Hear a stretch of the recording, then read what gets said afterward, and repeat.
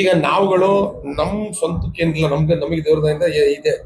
ನಾವು ಸಾರ್ವಜನಿಕರ ಸಮಸ್ಯೆ ಆದಾಗ ನಾವು ಬರಲೇಬೇಕು, ಸ್ಪೀಕ್ ಮಾಡ್ಲೇಬೇಕು.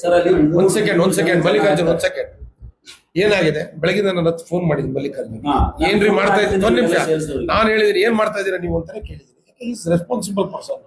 ಅವ್ರು ತಾಲೂಕ್ ತಹಸೀಲ್ದಾರ್ ಆಗಿ ಆಗ್ತಿರೋ ಸಮಸ್ಯೆನ ಅವ್ರು ನೋಡ್ಬೇಕು.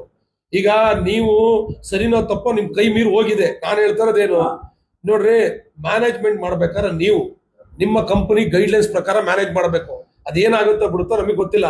ಹಂಗಾರೆ ಅಧಿಕಾರ ವ್ಯಾಪ್ತಿ ಬಿಟ್ಟು ಏನೋ ಮಾಡಕ್ಕಾಗುತ್ತೆ ಹಂಗಾರೆ? ಅದಕ್ಕೆ ಹಂಗಾರೆ ಯಾವೊಂದು ಸೈಟ್ ಕೊಟ್ಟು ಬರ್ಕೊಳಕ್ಕಾಗತ್ತ ಹಂಗಾರೆ ಎ ಸಿ ಅವರು? ಆಗಲ್ಲ ರೀ. ನಾನೇ ಹೇಳ್ತಾ ಇರೋದು ನೋಡಿ, ನಿಮ್ ಕಡೆಯಿಂದ ಮಿಸ್ ಮ್ಯಾನೇಜ್ಮೆಂಟ್ ಆಗಿದೆ.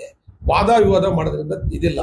ನಮಗೆ ಜನಗಳಿಂದ ಪ್ರೆಸರ್ ಇದೆ, ಜನಗಳು ಗಲಾಟೆ ಮಾಡ್ತಾ ಇದಾರೆ. ನಾನು ಹೇಳೋದೇನು ಅಂತಂದ್ರೆ, ಈಗ ಸಮಸ್ಯೆ ಪರಿಹಾರ ಆಗ್ಬೇಕು, ಅದಕ್ಕೆ ತಾಳ್ಮೆ ಕೂತ್ಕೊಂಡು ಏನ್ ಮಾಡ್ಬೇಕು ಅಂತ ಹೇಳಿ.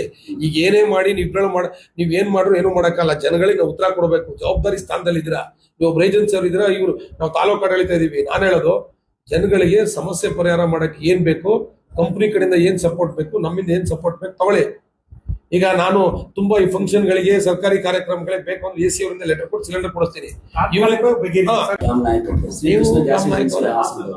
ಈಗ ರಾಮ್ ನಾಯ್ಕ ಅವರೇ, ಆಯ್ತು ರಾಮ್ ನಾಯ್ಕ ಅವರೇ, ನೀವು ಫೆಡರೇಷನ್ ಇಂದ ಬಂದಿದ್ದೀರಾ. ಕಂಪನಿಗೆ ಏನ್ ಬೇಕು ನಮ್ಮ ಕಡೆಯಿಂದ ನಾವು ಸಹಕಾರ ಮಾಡ್ತೀವಿ. ತಪ್ಪಾಗೋಗ್ಬಿಟ್ಟಿದೆ, ಸರಿ ಮಾಡಬೇಕು. ಆ ದೃಷ್ಟಿಯಿಂದ ಇದನ್ನ ಇವ್ರಿಗಿರ್ತಕ್ಕಂಥ ಸಮಸ್ಯೆ, ಈಗಿರ್ತಕ್ಕಂಥ ಬೇಡಿಕೆನ ಕಡಿಮೆ ಮಾಡಬೇಕು.